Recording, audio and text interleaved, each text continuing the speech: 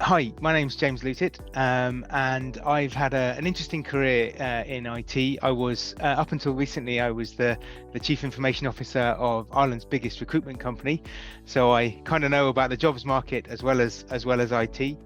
And before that, I worked as a consultant with Accenture. And was the head of project management competency for one of the big banks over here in Ireland. But over the summer, I decided to do a completely different thing, and I've written a book on project management, and I'm now giving project management training. So I've started a new business, very exciting, and yeah, really looking forward to getting that all kicked off.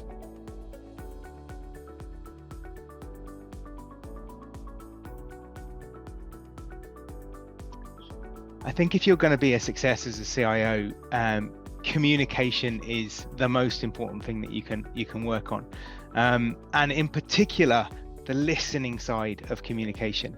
There's the old adage that we've two ears and one mouth, and too many senior people don't do a great enough job at listening. I actually use the phrase the hippo, the highest paid person's opinion. And it's one of the most dangerous things that you can get. If you're a senior person, as soon as you start talking, you can shut down the rest of the conversation and the ideas that come from other people. So I like to use different techniques to make sure that I'm not talking too much, and I give everyone else a chance to talk before I've shared my views. And as part of communication, so you're listening all the time, but also making sure that you're solving problems with people. Not for people, but with people, and that makes a huge difference to people's buy-in and their success in their careers, and also kind of how you're able to make things happen within your IT department and within your business.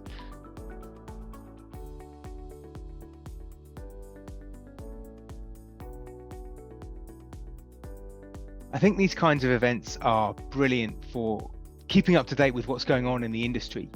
It's great to meet some of the vendors that are there, and it's also really good to have conversations with other people at senior levels who are dealing with the same problems and challenges and opportunities that we're all dealing with.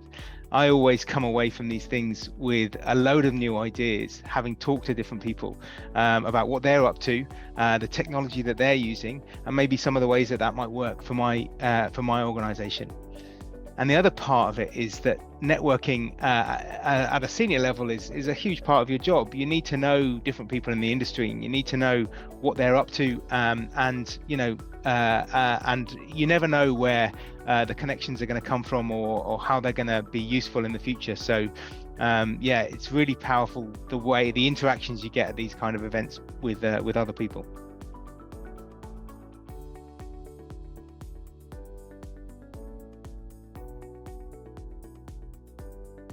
A lot of project managers are quite good at kind of following the process, whatever's been set up by the organization, whether they're running agile projects or waterfall projects, whether they're heavily regulated or a bit more of a free-for-all. A lot of people, are quite good at maybe filling in the documentation or working through the systems that need to be filled in. I think one of the biggest challenges with project management is though stepping back from all that and making sure that you're actually getting the most out of the team and the work that you're doing. I always talk about high value, low effort work, right? What you want to be doing is really important things that are really easy. The relationship between the two things is nothing. There are lots of easy things that can make a big difference, and there are lots of really, really hard things that make no difference at all. So I think standing back and making sure that you're prioritizing your work and the work of your team in particular, so that it's high value, low effort, is a great lens to put across everything you're doing as a project manager.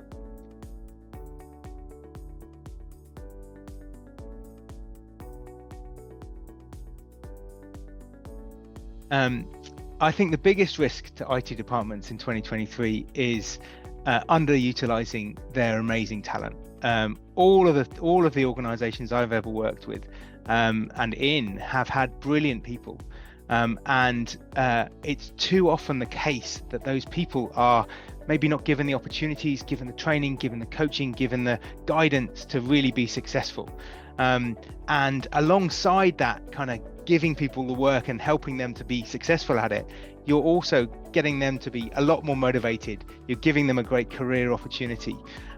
So for 2023, I'd really be thinking about how you're maximizing both the value that you get from your team and the value that they get from you as an organization for their career.